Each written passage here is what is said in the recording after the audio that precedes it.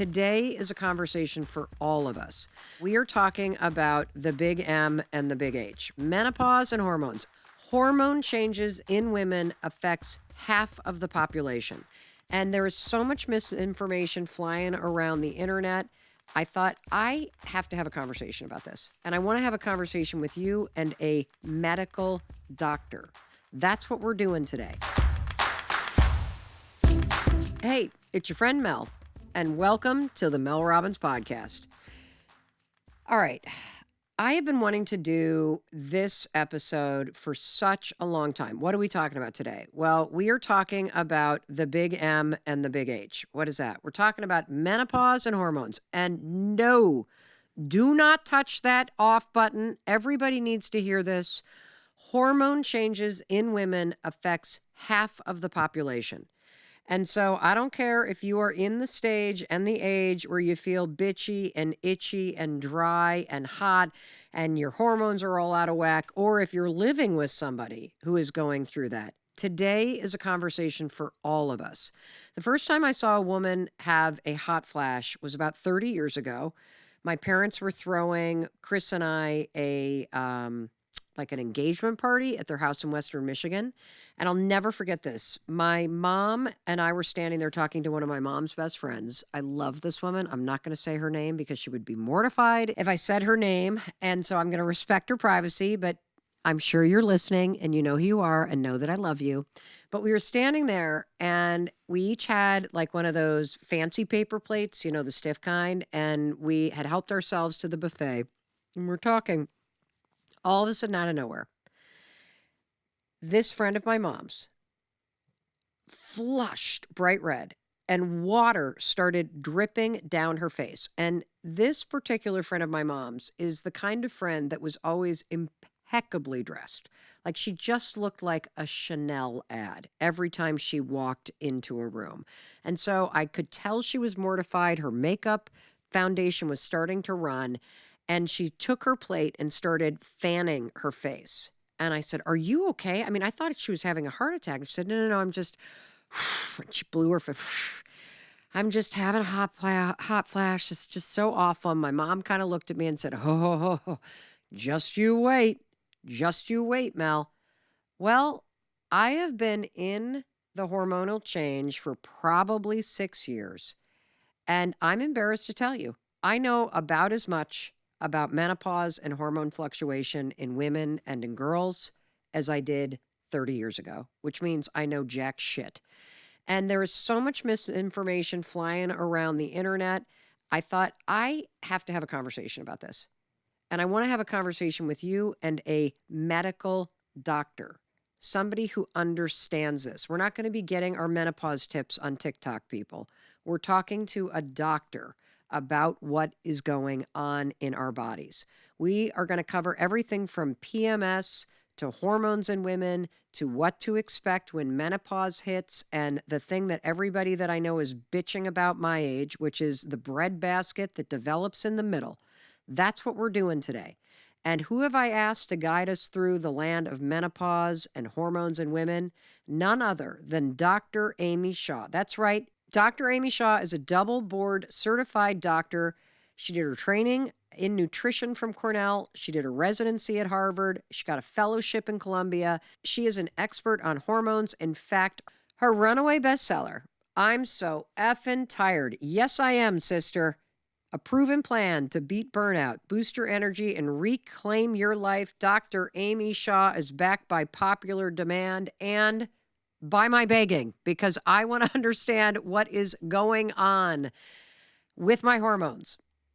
Dr. Amy, welcome back. What an honor. Thanks, Mel. You're welcome. So I loved your book. I'm So Effin' Tired. Title's fantastic, by the way, because I do feel effing tired. And it's a proven plan to beat burnout, boost your energy, and reclaim your life. And what I really wanted to talk about, because when I hear the word tired, I think about two things. First of all, I think about how everybody I know feels burnt out.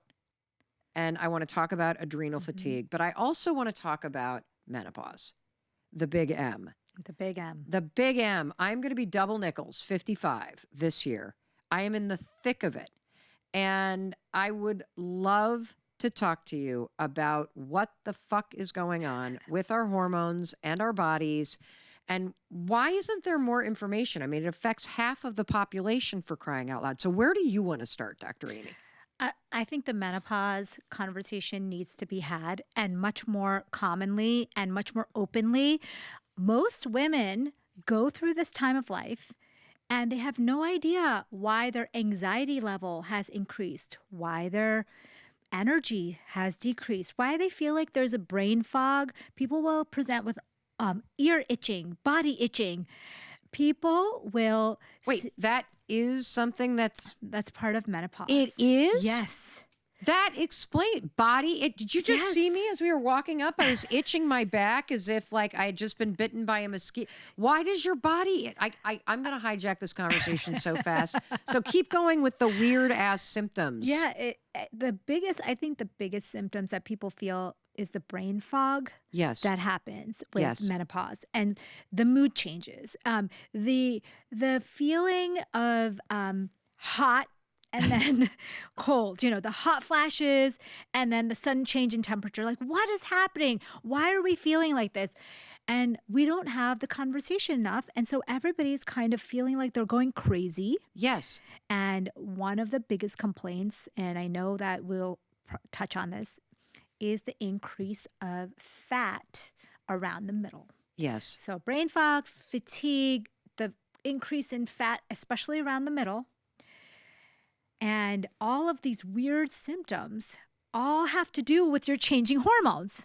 Okay. You're going to have to break this down for us because the conversations that I'm having with my girlfriends, it's all about the fact that we're going through this metamorphosis. I feel totally out of control. The last time I felt like this in my own body was when I was going through puberty. And I started to get, first you get those like knots or whatever they're called, bumps or whatever they are. And then you get the boobs and then hair starts to grow in places that is scary and then hilarious. And then you're just living with it.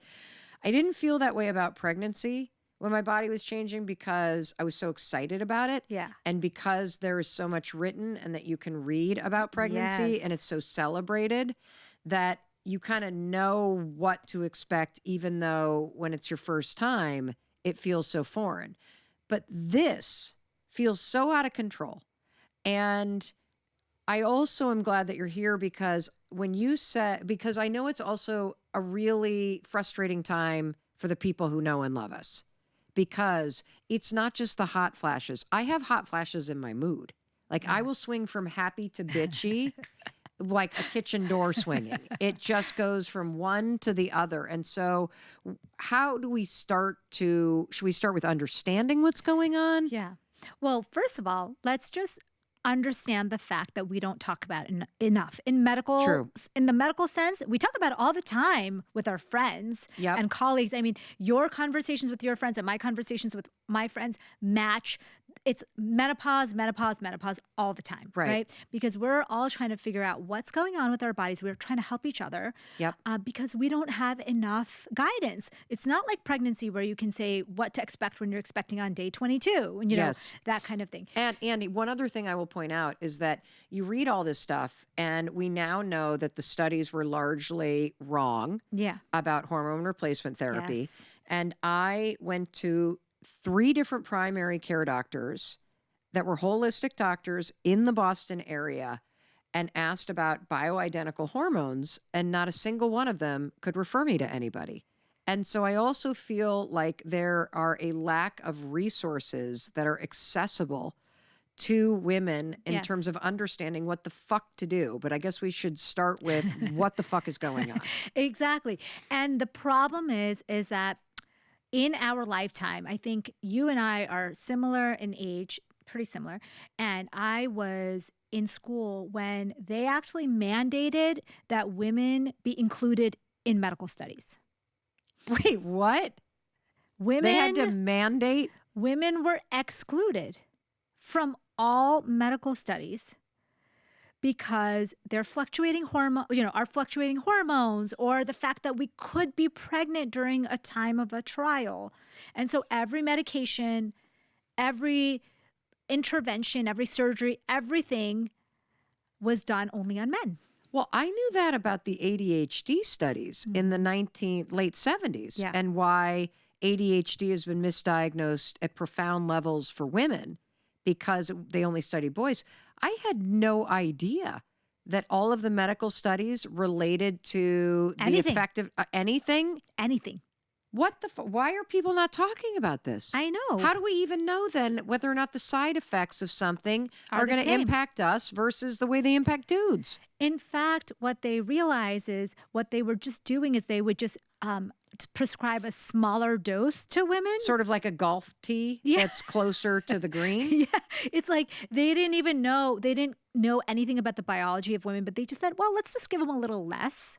They're just smaller, than men, and thinking that medications are going to affect us the same way as they would have in men. And that's why women feel like they are the forgotten gender when it comes to healthcare. Wow. So what year was this in medical school? I think it was it's the 80s where they had to mandate that women be included in all studies. Wow. Yeah. And then on top of that, what they weren't doing, and they still don't do, is they weren't seeing the impact on hormones.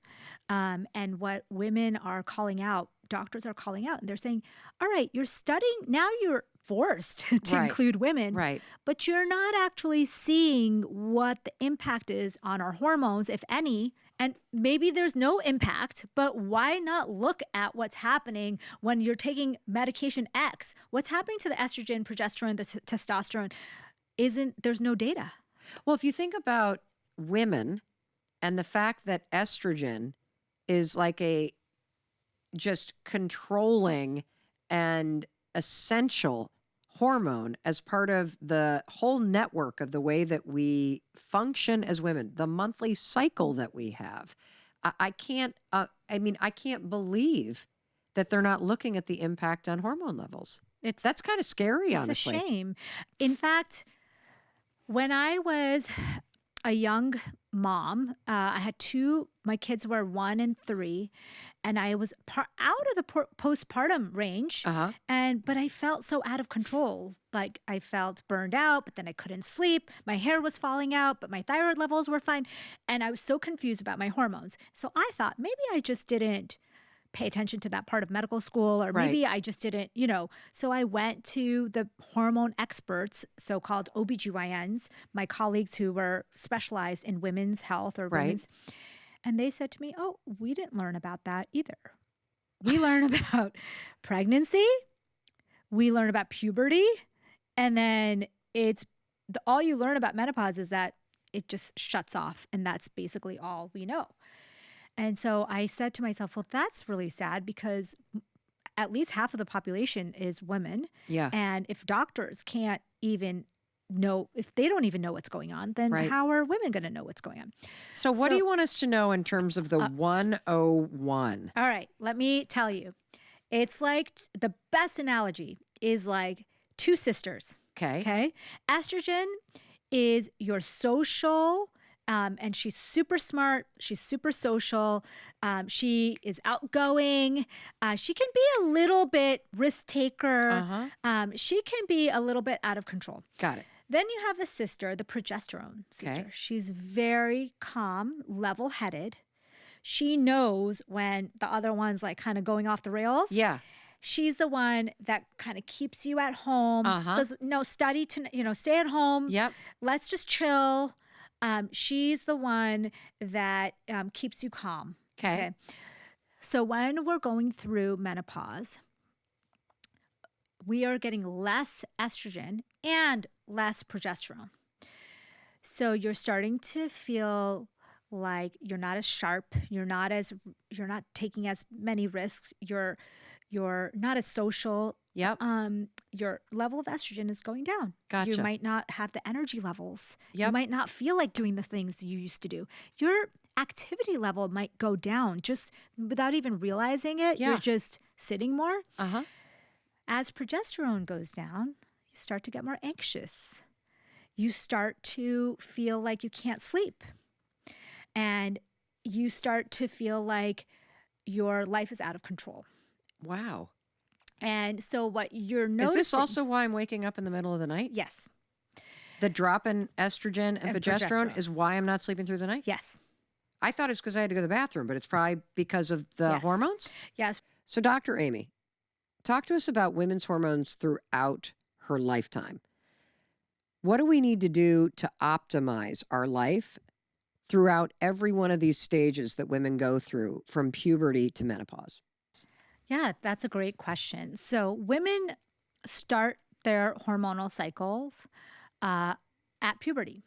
And so you basically see a big surge of hormones and all the aftermath that happens with it, from, periods to breast development to body fat distribution changes. There's all kinds of brain changes that happen during puberty. And it's the hallmark is the period. Mm-hmm. And when you start that period, from then till menopause, every month you have a cycle. And I think is a pet peeve of mine is that women often aren't even taught what their cycle is and what to expect and how to manage it, because you just go through life thinking it's just an annoying period, but you don't really learn anything more about it. So the first day of your period is a very momentous day. It's the start of your 28-day cycle. And the reason why I think it's important for us to understand is that you're starting basically when you shed the lining of your uterus, that's your period, you're starting over. So now from day 1 of your period all the way till day 14, you get a rise in your hormones. And if you don't get pregnant, then you're going to get a fall in the hormones. Get a fall in what hormones? Estrogen rises throughout the first part of the cycle, and progesterone actually rises too. They're kind of different peaks, and but they do. And testosterone has a little spike closer to ovulation, so day 14. But what's really the interesting part is that at the latter half of your cycle, if you're not going to be pregnant, so most months, you're going to be experiencing a fall in your hormones. And I think it's really important for women to realize that you can train and eat and fast and live differently throughout those different changes of your hormones to match what's happening. So from day 1 through day 14, when your estrogen and progesterone levels are getting higher and climbing, especially towards that day 14, you're going to feel more energetic. You're going to be more stress resilient. You're going to be able to do more workouts. So I always talk about that time as like train like an athlete, eat like an athlete, eat more, train more.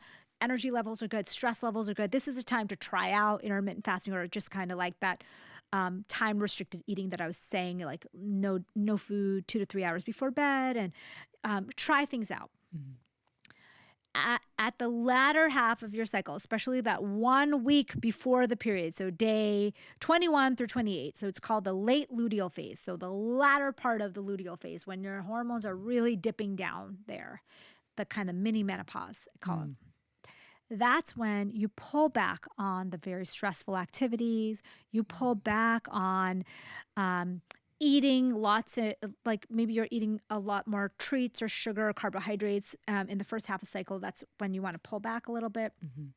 You want to realize that your body is less stress resilient. So maybe this is not the time to take on all the projects and to be skimping on sleep and to be working out excessively and to be adding the intermittent fasting for the first time. Like, you don't want to be testing your stress resiliency at this time if possible, because according to your own cycle, this is the time that you're going to be least stress resilient, also going to be more insulin resistant, which is why I said to maybe come down on the sugar and the carbohydrate level, start to eat more fiber and protein to keep yourself fuller.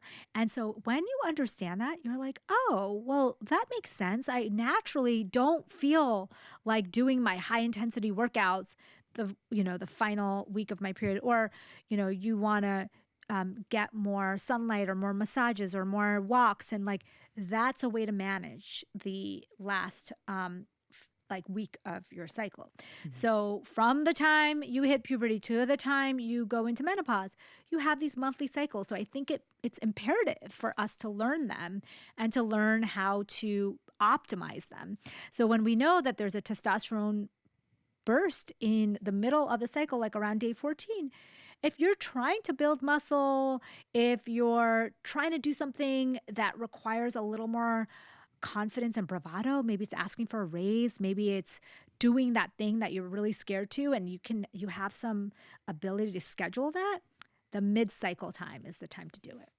Wow, this is so interesting.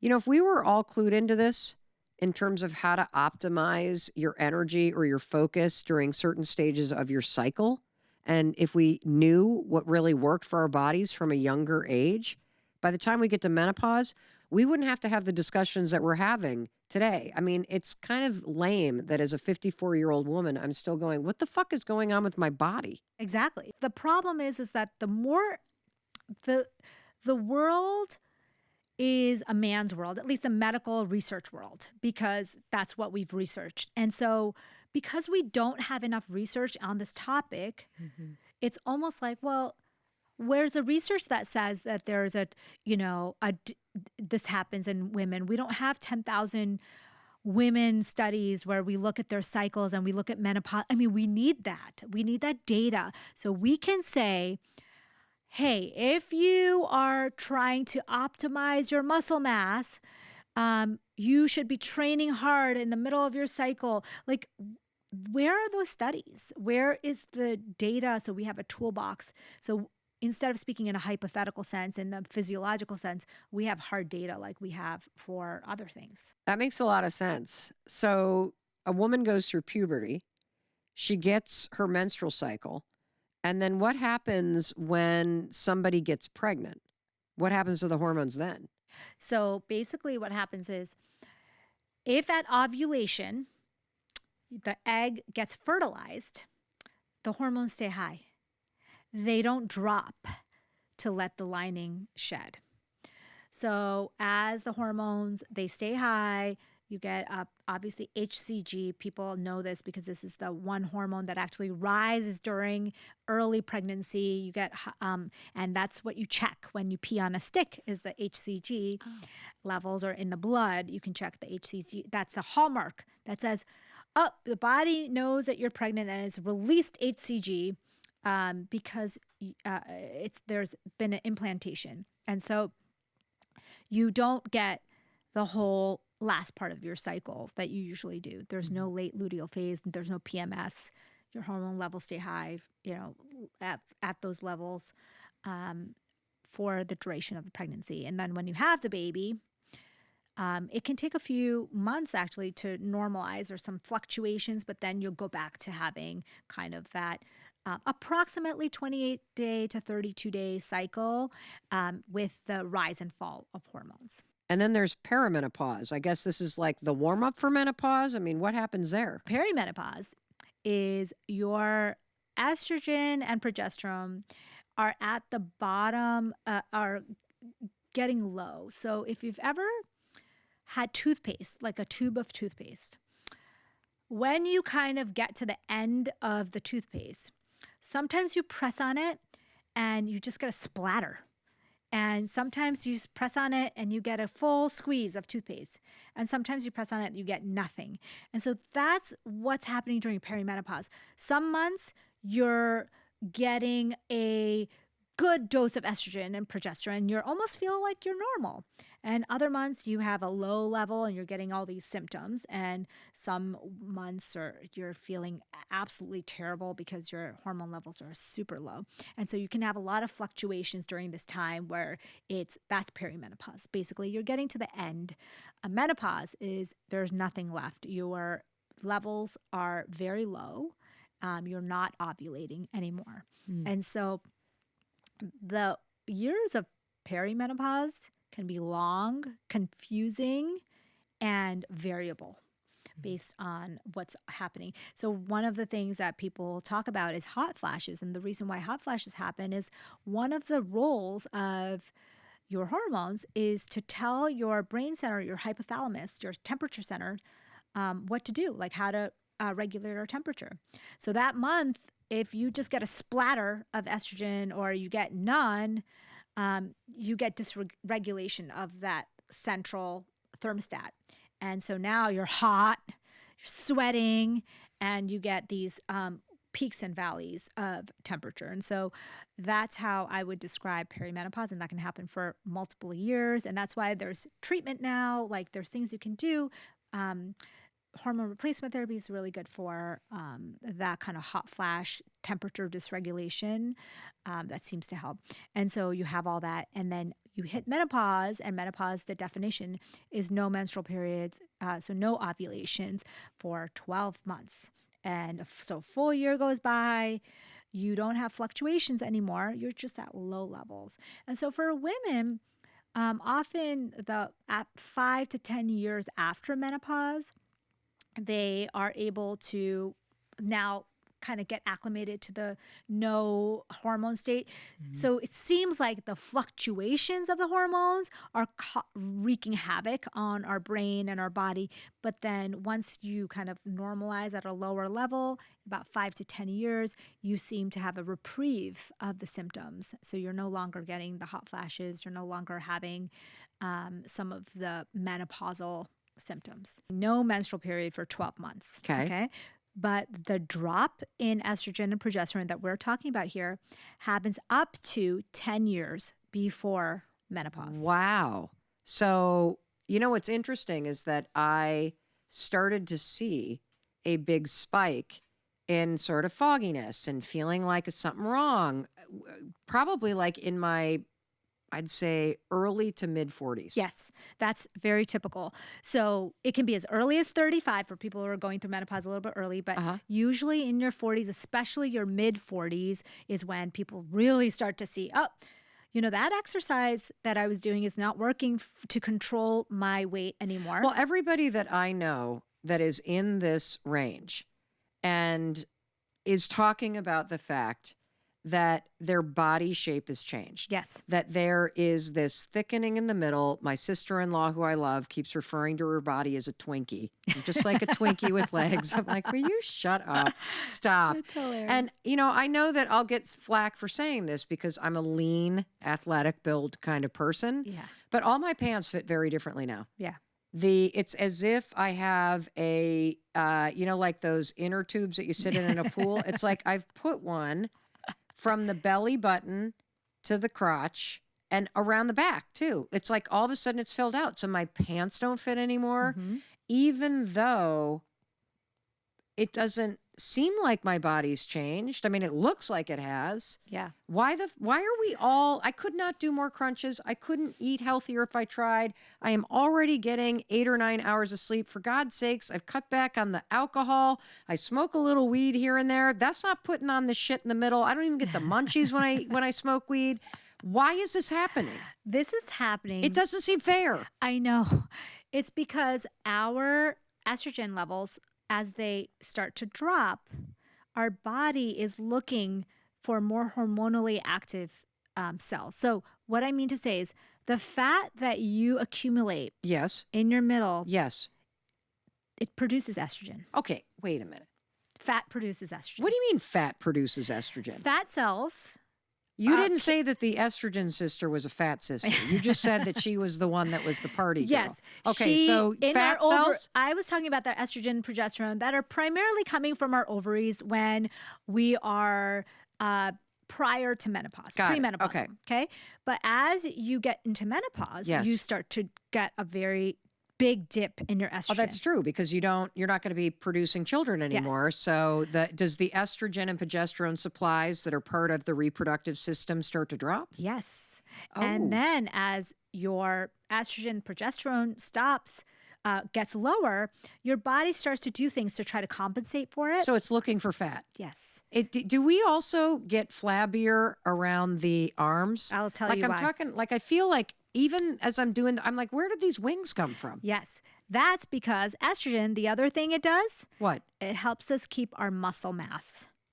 So when you decrease your estrogen over the years. So I'm not going crazy. I literally have been looking at my arms going and saying to myself, something is wrong with my arms. I realize they're toned, but they used to be a lot toner. I don't know if that's the right word, but they're like flappy now. And I'm like, what is that? 1 to 3% of muscle mass. Yes. Is like basically per decade, you would say up to 3%. But as you go into menopause, it goes faster, meaning that you're losing muscle at high rates. If you're not also weight training, eating the protein. So one therapy I can tell you right away for your arms. Tell me.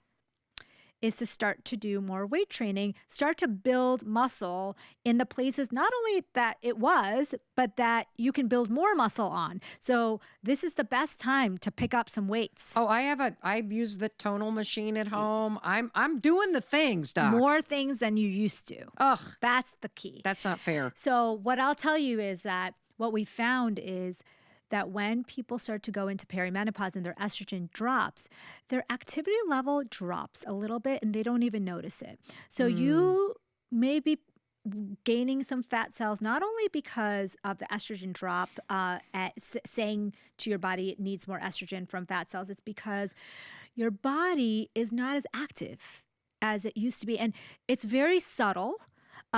And you might not even notice it until you say, oh, I used to naturally just get up and walk and I used to get 10,000 steps. And now, so one of the other things you can do as someone, if we're talking to our friends, we're talking to the audience, increase your activity level, your baseline activity, even if you don't want to. So, but I keep seeing, and I realize that, Dr. Amy is a New York Times bestselling author and a medical doctor, people. And she's also has a degree in nutrition and a dual degree in allergy, right? There's a fancy immunology. word. There it is, that fancy word. And so I see shit on TikTok about gotta lift weights, gotta eat more protein. Is that what you're talking about with activity level? Yeah. So what do we need to switch up? Because the other thing that I was talking with a friend about is she's like, I'm on that Peloton like every day, Mel. Yeah. And I am not seeing any results whatsoever. And it's not Peloton's fault. Something is going on with my body. Yes, it is. And she's not crazy. That's the biggest thing is I feel so bad because my mom, when she was going through menopause, felt like she was going crazy. She's had anxiety. She couldn't sleep at night. She was gaining weight. And she was like, I feel like I'm literally going crazy. Yeah. And the thing is that the sad thing is that it happens to everybody. Yep. Mammals, humans are one of the only animals on the planet that go through menopause, by the way. Really? Most animals reproduce till they're dying until they die. Well, thank God we don't. I mean, that would be absolutely awful. So the fact that we live past our reproductive years is pretty unique. Huh. Into the human race. One of the reasons why I wanted to do this topic with you, Dr. Amy, is because selfishly, I want more information for myself, for my friends, for listeners that are writing in about this. But you'd be surprised the number of requests we're getting for information on this topic from husbands and sons of women going through this because they don't know what to do. And my daughter recently said to me, Mom, every one of my roommates is telling me that their moms are calling, just like you're calling me, and they're bitching about their foggy memory or the weight that they've gained. So can you please do something that you can like have as an episode that would help people? And so what are the top 5 things that people complain to you about when they come see you for help with nutrition and hormones? And how do you attack fixing them? The number, I would say, number 1, 2, and 3. Okay, so number 1 is definitely the weight gain. The weight gain is very frustrating because if you're an active person, we're already living in a world that's working against us, right? We already talked about that. This world, the default is that we are going to be in the categories of medically overweight or obese. 73% of Americans are there now. Wow. It's going to be at 85% before we know it, right? So we're already working against this. So most of us are already metabolically challenged. We're already fighting against this battle. Then we got to deal with the estrogen going down, which makes you less active, less energetic, and losing your muscle mass. So now you have more fat, and it's making your mood a little bit lower, right? So the therapies that I recommend, a lot of them have to do with things to counteract the changes in the lowering of estrogen. Okay, like what? So walking more. So what I tell women is like our cortisol levels can be really high when we're doing tons and tons of high intensity exercise. So it's better to have a baseline of walking, and you can do bouts of HIIT if you want, but really having more activity. It's called NEAT, non-exercise activity thermogenesis. NEAT activity is actually a bigger driver of our weight. What is that last word? Thermogenesis? Yes. Non-activity, non-electric. What I can't keep up with. What is thermogenesis? That's a big word. Non-exercise. Yeah. Activity thermogenesis. Thermogenesis is metabolism. Okay, so what is a non-exercise? Is walking is non walking? So if you're not walking for exercise, so the thought is you wear a watch or you wear a pedometer, you park farther, you take the stairs, you take your dog for a walk, all the stuff that you don't count as exercise, that's non-exercise activity thermogenesis. That has to go up. Okay. If you're in perimenopause and you want to fight the weight gain, that's where it starts. And so the reason why running or HIIT classes aren't the greatest thing for women in this category is because it spikes your cortisol? Yeah. And what does that have to do with estrogen? So women tend to do activities. So the other thing that happens when your estrogen is going down is you're less stress resilient. So I'll give an example for women who even aren't in menopause or perimenopause. The week before your period, you're just less stress resilient. Yeah. You can't handle the things that you usually can handle. Yes. So Dr. Amy, your mini PMS is happening for a few years now. So is PMS a mini menopause? It's a drop in your estrogen and progesterone in the middle of your normal cycle. Yes. No shit. I didn't know that. That's when your body is like, oh, she didn't get pregnant. There's, the egg didn't get fertilized. We got to shed this lining. They drop the hormones. So you get to be basically the lowest level of estrogen and progesterone. And then you shed your lining, which is your period. And then you start all over again. Wow. So will the things that you're saying that help for somebody in peri or menopause itself also help with PMS symptoms? Yes. That is a revelation. It is for me too. I thought to myself, wow, the same things that we are doing to improve our nutrition during our cycle. Yes. We just expand on that. The late luteal phase, which is that PMS phase of the cycle, is what's happening. Now, I kind of like that. That's not another name for menopause. I was going to say, I think it's sexier to say, I'm in my late luteal phase, not menopause. The late luteal phase. Luteal phase. But you're talking, that's a period. Okay, yeah, that's a period. That's the week before your period. That's PMS. So the one surprising thing that people have to understand is that hormone replacement therapy does not help with the weight gain part. The weight gain part is not an indication to go get hormones. Okay. The things that I told you about, the exercise changes, and I'll talk to you about more changes that we can do, more NEAT activity, more weight training. Right. That's going to help the weight loss. Okay. What else do we need to do for the weight loss? Because I know everybody's leaning in. Yes. Because I thought if you get the patch or the bioidenticals, your body will snap back into the way it's supposed to. And that's what's so frustrating for women. The hot flashes definitely get better, right? Yep. Like that's one of the indications for hormonal therapy. People will have pain with sex or have dryness. That definitely, HRT definitely helps with that. Okay. But the weight gain portion is not so easy to address just with hormones because there's multiple things going on. Like your less active, you're losing more muscle mass. You're also, your sleep is dysregulated. So then your appetite, as we talked about, your cravings, your hunger, your appetite are all increased because you're not sleeping well. Yep. So you end up having a situation that can't just be solved by adding hormones. I think about adding hormones like putting gas in your car. So you can add gas to your car, but if there's a traffic jam, you're not going anywhere. So our hormones are like a complicated highway system. Like we're, in LA right now, there's a complicated web of highways that are backed up. And doesn't matter how much gas you pump into the car, it's not going to go anywhere. So the ways to unclog that traffic, to keep that traffic moving, is the sleep, the exercise, the weight training, the food choices.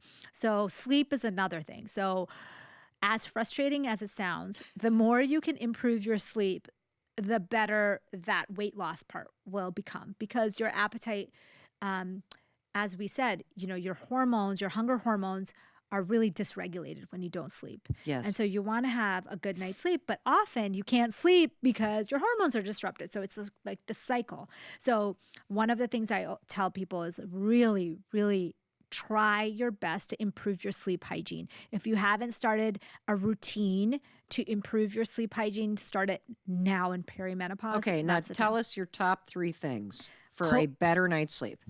Top 3 things for a better night's sleep. Cold room. Okay. Your body temperature has to drop by 1 degree to fall asleep. Oh. So how do you get that done fastest? You could take a shower. You can cool down the room. You can get into pajamas that cool your body. You want to cool your core body temperature. That's how you'll fall asleep. Love that. Pitch black. If you can't control the curtains and the light, then wear a face mask or eye mask. There are good studies on the few studies that we have. One is on menopausal women.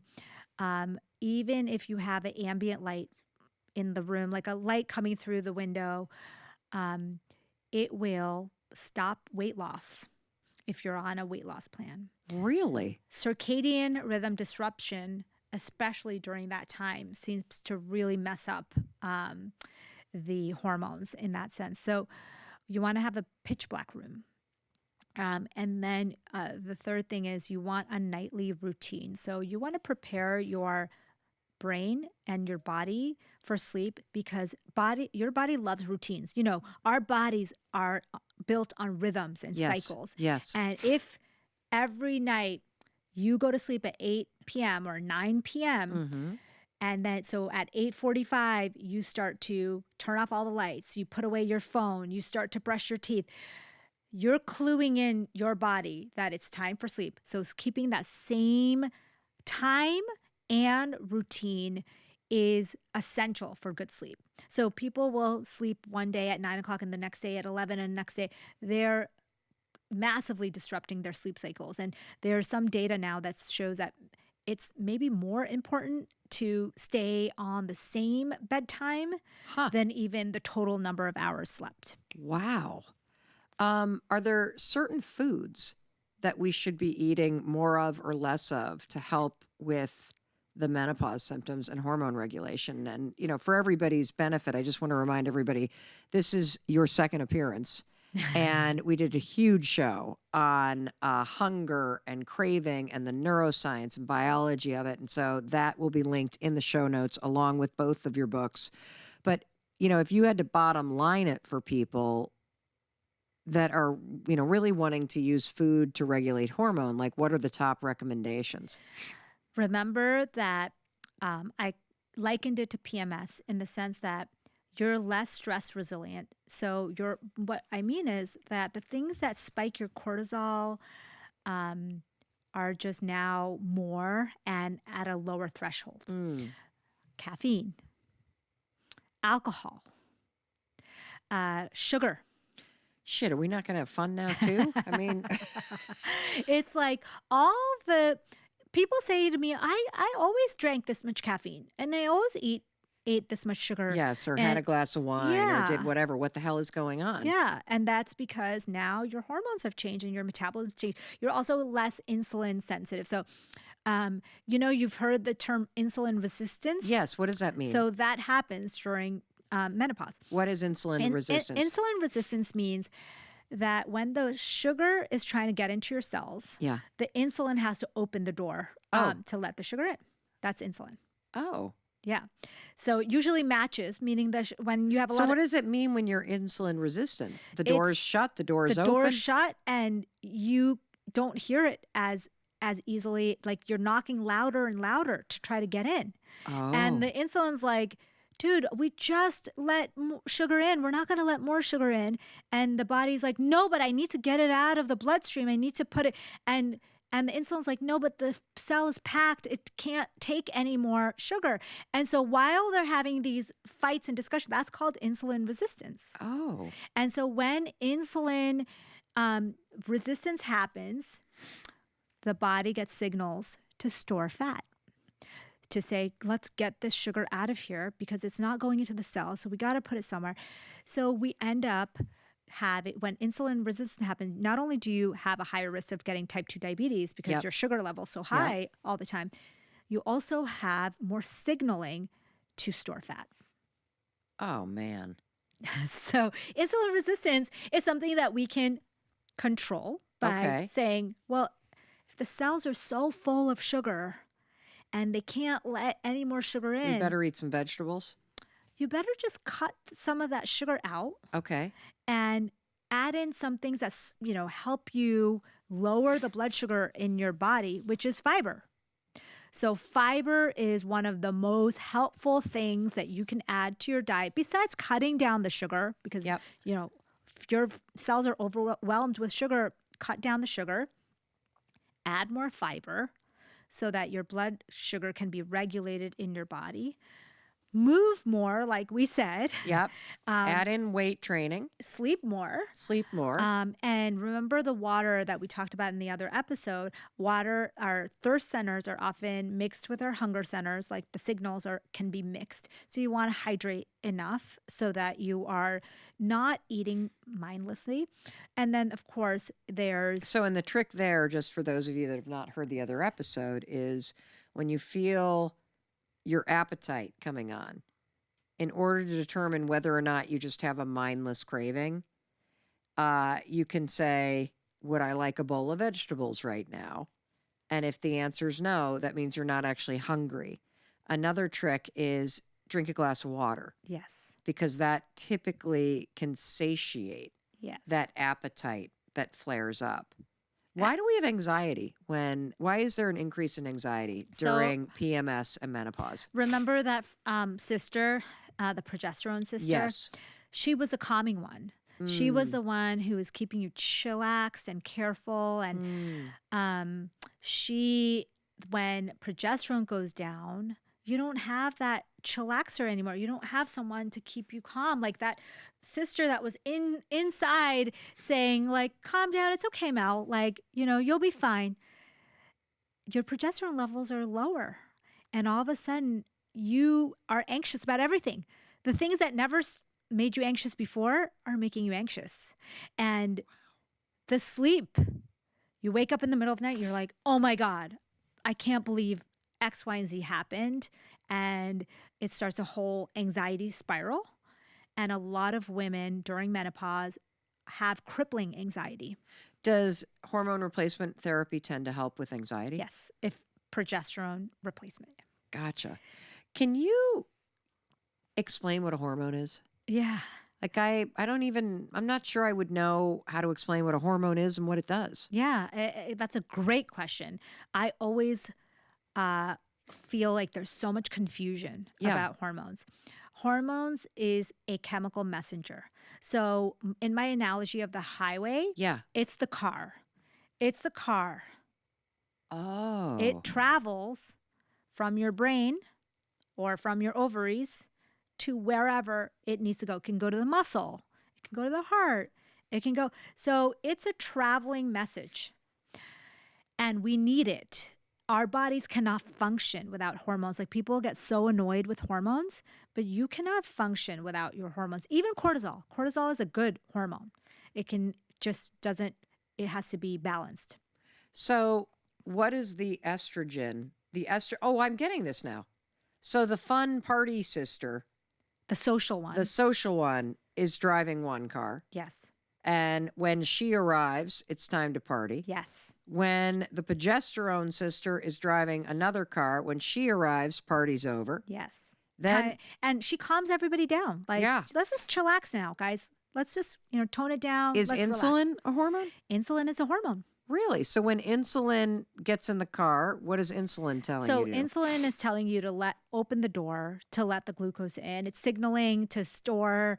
It's a storage signal, meaning that our body sends insulin out to say, hey, we need to store a little more glucose here because there's glucose coming in. So it's a messenger to tell people. Thyroid hormone is also, it goes all over the place. So people think, oh, thyroid hormone is just about weight. No, it's controlling weight, temperature, it's controlling heart rate, it's controlling a million things. Wow. It's not just going to one destination. Wow. So you can't just replace hormones and think that it's going to have one effect.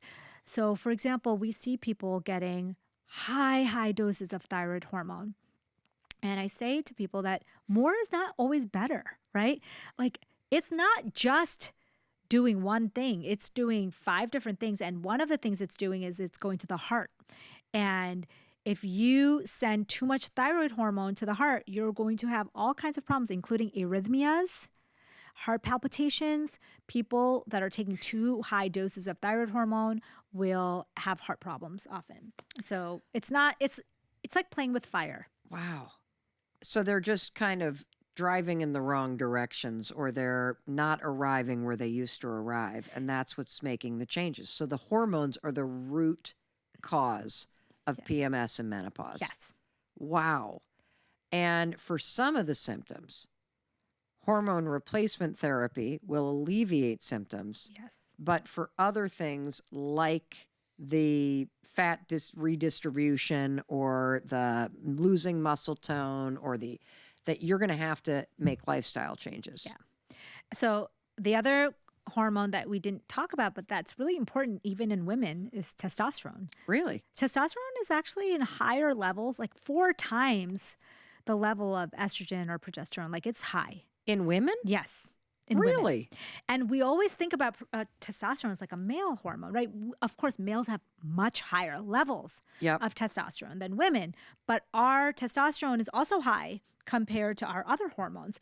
And so having testosterone there, so testosterone is the sister that doesn't live as close to the other sisters, but testosterone is the leader. It's the one, it's the muscular, it's the aggressive, it's the leader sister.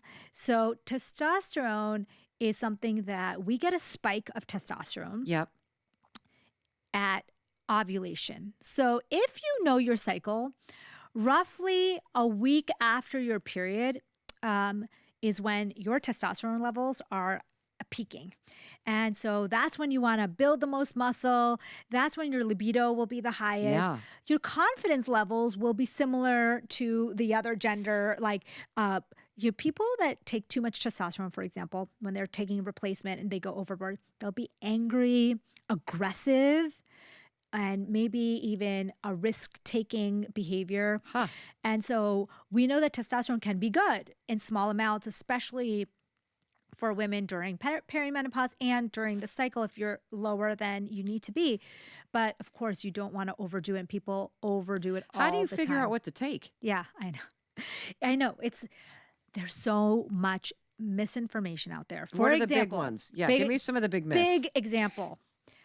The one thing that all doctors can agree about that no hormones is that those pellets that people get are no good. I don't know what the hell a pellet is. I've just heard about this. Yes. What the hell are pellets? So pellets are testosterone releasing, like extended release testosterone that they implant under the skin. Okay. And it's supposed to release testosterone. Yes. What happens is you keep this in there for months, okay, and you get it replaced. And what's happening is that you can't adjust the levels. right? So you're getting, and most of these pellets are giving you super therapeutic levels. And like I said, hormones are not something that you just want to add because they're doing a lot of other things besides maybe the one thing that you're targeting. Okay. And so what we say is like, why would you use an implantable testosterone that can't be titrated, that usually releases too much in the same dose in every woman? You know, why would you do that? And the answer is that you can charge. You can charge for testosterone pellets. And when you do testosterone, like a cream or a ingestible, it's not money in the pocket of the practitioner. And so I know there, once I said this on social media, and people went crazy because they said, I love my testosterone pellets. And I said, great, but make sure your levels are at the level that you want it and not way high, because I bet you that a lot of people who are taking testosterone pellets are at super therapeutic levels. And we've seen so many negative side effects from those levels. So hormone replacement can be so amazing, but go to the right person, choose the right dosing. And even if you do pellets, great, choose what's right for you, but make sure you're not getting levels that are too high for your body. I am so glad you said this, because we had another amazing person on who uses pellets herself and was so excited about them that I'm like, I got to get me some pellets. Yes. I got to go. I got to get in there and get the pellets. I got testosterone. Chris Robbins, get ready, because the libido is coming back. But I'm glad that you gave us the reason why. Yeah. So that you can make a choice for yourself. Yes. Is it true that women of different races experience menopause differently? Yes. And the problem is, again, Mel, is that not only are we not educating our doctors or the population about menopause, we don't even know the differences between different backgrounds, different races, different ethnicities. Because they're not studying it? They're just not studying it. And so we're just finding out now that people present different. I mean, we're just at the basic levels of finding out that women present differently with heart attacks than men, and that women produce, will be shamed for symptoms that are actually real. Because they just think, oh, she's just a complainer. Well, and then the other thing that I have really not appreciated is that there is an acknowledgement that you get foggier. Yeah. And there's an acknowledgement that you will start to feel flabbier and start gaining weight in places that you've never had it before. But there's no what to do. Yeah. That it's sort of this, oh, well, yeah, me too. Or, yep, that'll happen. And everything will kind of go back to where it should be when you're 60 or you're 10 years into this. And I am sorry, I'm not settling for that. And that's one of the reasons, Dr. Amy, I wanted you on. And so I think it'd be really helpful if you could walk us through the day of what you would recommend for anyone to either better manage PMS or have a better routine that's aligned with your recommendations and the science out there to help us both regulate our hormones and do the proactive steps to feel better during these very normal changes. Yeah. That's a great question. And I'll start with saying that we live in a society that has a problem with women getting older, right? Like, we basically have been told that if you don't fit into the societal ideals of young, fertile women, right, that you're no longer worthy, that you're no longer beautiful, that you're no longer wanted, that you're no longer, smart and motivated. And I think that that's one of the biggest challenges that we are going to have to face in this next generation, where we feel good even into our 40s and 50s. And if we do the things that we're going to talk about, this could last till our 70s. And we can look younger and feel younger. We already know the biological age, like our age of our cells, is completely different, 20 years different than our chronological age. So you're really just 35 right now. Thank you. Thank you, which is why I'm pissed off that I have a dry vagina and I sweat at night. and I feel like somebody's grandmother. Exactly. So here's how we move through the day. Okay. You wake up hopefully without an alarm. This is really important because we talked about sleep, how it helps with appetite regulation. And we just, as a society, shit on sleep and don't allow ourselves to sleep. Yes. So, they say, go camping, go somewhere where there's no ambient light and there's no distractions and social media, and see actually what time you sleep and wake up. I bet you're not a night owl like you thought. It's really just a societal thing that we try to escape from our days at night.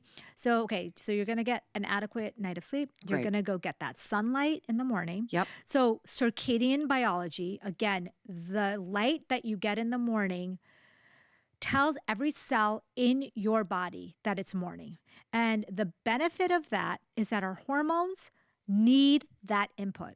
If our hormones don't get input from our brains and our bodies that, hey, it's time to release now, cortisol is high first thing in the morning, then it causes hormonal dysregulation, which is like how people say, oh, I feel so tired all day, or adrenal fatigue, like I feel so burned out. It's not that the adrenals are burned out. There's no such thing as adrenal burnout. The word adrenal fatigue makes it sound like these adrenal glands get tired. Yeah, and now, they don't? No, it's this hormonal highway that we're talking about gets clogged, right? So it's not just the adrenals, it's coming from the thyroid, it's coming from the brain. It's the whole traffic jam is happening because of all the other things, the lifestyle, the age-related hormone changes. So you want to get up, you want to retune those clocks. Those clocks can get damaged if you misalign them so many times. Yeah, like if you live in your parents' basement and you never get outside, or you spend hours and hours and hours like in the daytime inside.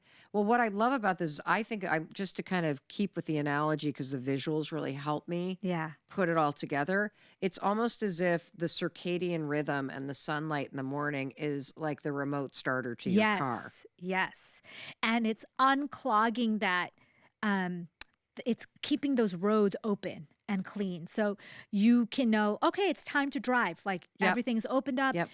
So you get the circadian rhythm. And remember that if you start to damage those cars, you basically get these things called senescent cells. So the word is a very scientific word, but basically it means your cells become zombie cells. And they no longer can work. The car doesn't work, but it actually, the emissions from the car is inflammatory signals. And aging and all the things that come with aging is these cars that are broken down and they're sending off these inflammatory signals to your whole body. And that's the process of aging. We need to clean those cars up and get those out of there if they're not working, right? So keeping with that analogy, we don't want senescent cells is the big area of anti-aging that we're trying to understand. Like, how do we clear those out faster? How do we not break down those, So then you want to... So working out in the morning actually has been shown in studies to be not necessarily the only ideal time to work out, but the best time to stay with a routine. So people are compliant with exercise when it happens in the morning. Well, and it's common sense because your day doesn't hijack your energy and your time. I see it over and over again, especially in women because Sorry, go ahead. No, because women, we are doing everything for everyone. Our mental load starts from the morning. And so if you don't get that workout in, there's a big chance that you're not going to make time for it later because the kid needs a ride. Your husband needs you to be home. The meeting came up. Somebody needs you to be somewhere. So get it done in the morning if possible. Great. There's a second peak time if you that seem to be equivalent, late afternoon. And late afternoon, you get a little bit of surge. It's a better time to muscle build. So if you're doing 2 mini workouts, that you could just split it up. And then high protein. Protein is one of the biggest things that doesn't happen with women in perimenopause, because what happens is women think that you're trying to be skinny, and when they start to see themselves gaining some middle section weight, they often cut down even more, and you're in this like very tight calorie restriction. And what you really need to do is eat more protein, more fiber, more real foods, and less of that ultra processed crap. So having a high protein breakfast, dopamine booster breakfast, high fiber, we talked about that a lot in the other episode. And then you want to do your biggest concentrated tasks of the day early in the day. So that you don't spike your cortisol. Exactly. Boom. I'm getting this. I am getting this. So, and then, if you're someone who can do a meditation or a nap, the best time to do it is when your cortisol is naturally low, between about 1 to 4 p.m. When your cortisol dips, it's a great time to either do a power nap, 20 minutes, do a meditation, do something calming, because remember, when your progesterone is dropping, you're likely more anxious, you're overwhelmed. Yep. It's a nice break from the day. When you can do it, do something that's very centering, prayer, whatever it is. Let me ask you a question about that. These menopausal symptoms that you're talking about. I've heard what I think is probably a myth, that if you just ride it out, just like 3 years, Mel, ride out the hot flashes, the dryness, the bitchiness, all this stuff, the brain fog, and in 3 years, you'll just snap right back. Is that true? Well, what happens is that your body just starts to get used to it. And so you're operating at a level that's just stable. There's no squeezing of the toothpaste. There's nothing there. Your body starts to accommodate. And so it's not that it's snapping back, but that the symptoms seem to go away. A lot of the symptoms that were really troublesome during perimenopause. And so it's often the time where people feel a little reprieve. But remember that disease risk goes way up after menopause. Our hormones protect us from heart disease and all of the disease of aging. And so once you hit menopause, you start to have an increased risk of all of those inflammatory diseases. Okay. Wow. Yet another thing to look forward to. Is there anything more that we should know about the increased risk of inflammatory diseases? So one of the big criticisms of hormone replacement therapy was that it would cause cancer. But now we know that it's the opposite, that actually hormones actually protect us from a lot of these diseases, especially heart disease. And for women, it can actually be protective. And in the right population of women, like very close to the start of menopause or perimenopause, the earlier you start it, the better risk protection you get from hormone replacement therapy. So what is the biggest myth around menopause?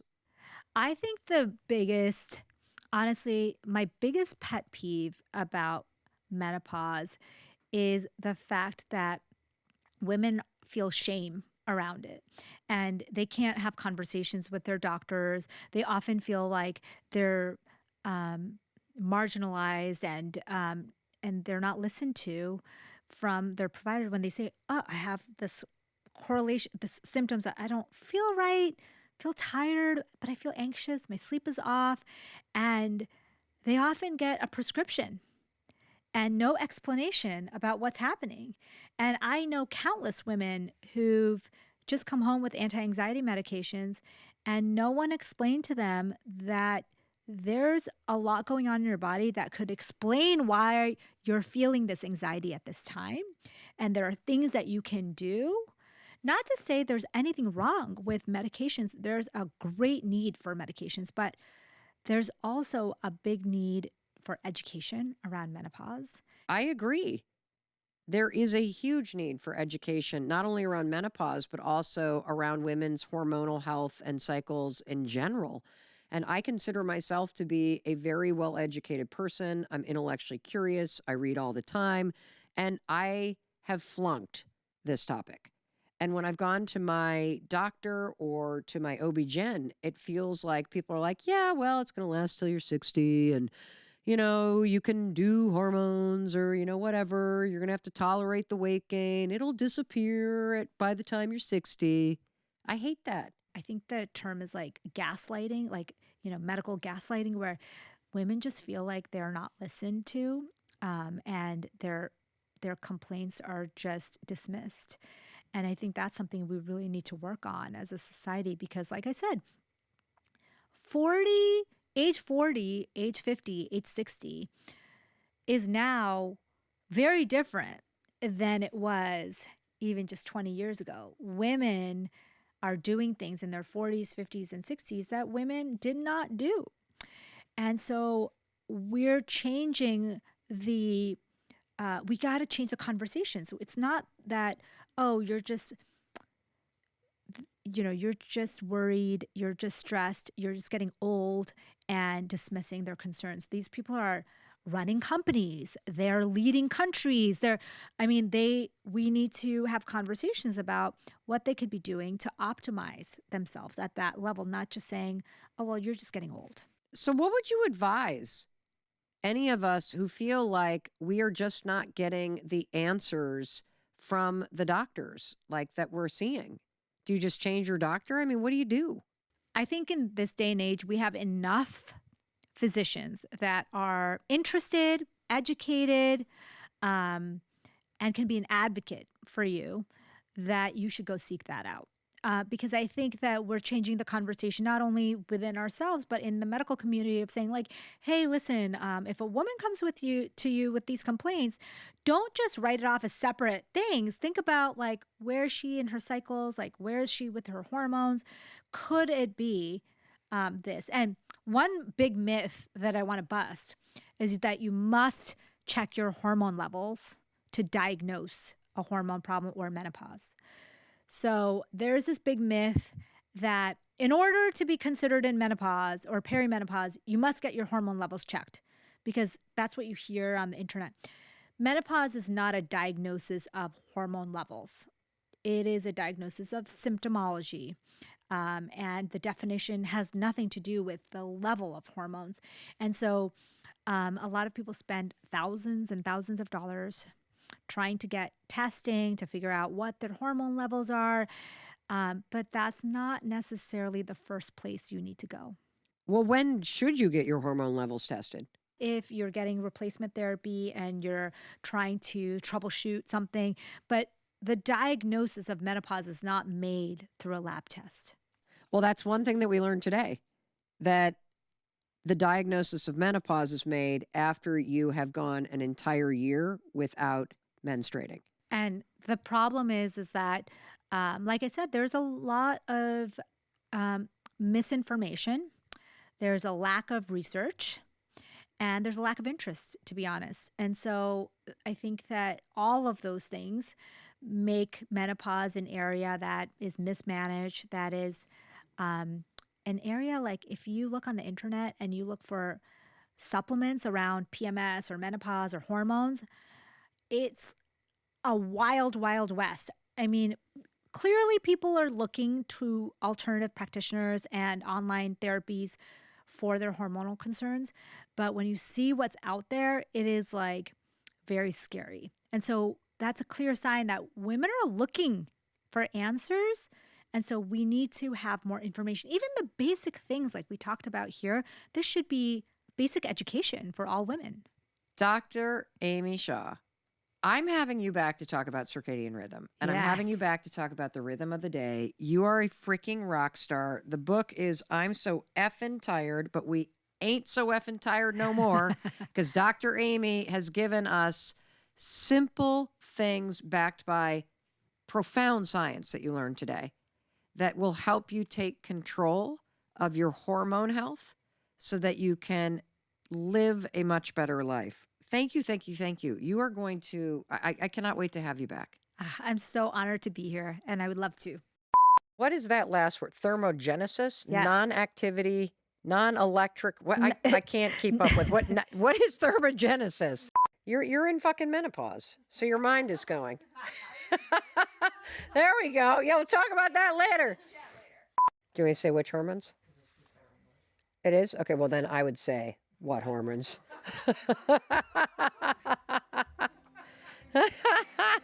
Yeah, then we'll definitely keep it in what hormones. And I think that Diet Coke and the outside put a little life in sinus-infected Mel Robbins here. Oh, and one more thing. And no, this is not a blooper. This is the legal language. You know, what the lawyers write and what I need to read to you. This podcast is presented solely for educational and entertainment purposes. I'm just your friend. I am not a licensed therapist, and this podcast is not intended as a substitute for the advice of a physician, professional coach, psychotherapist, or other qualified professional. Got it? Good. I'll see you in the next episode.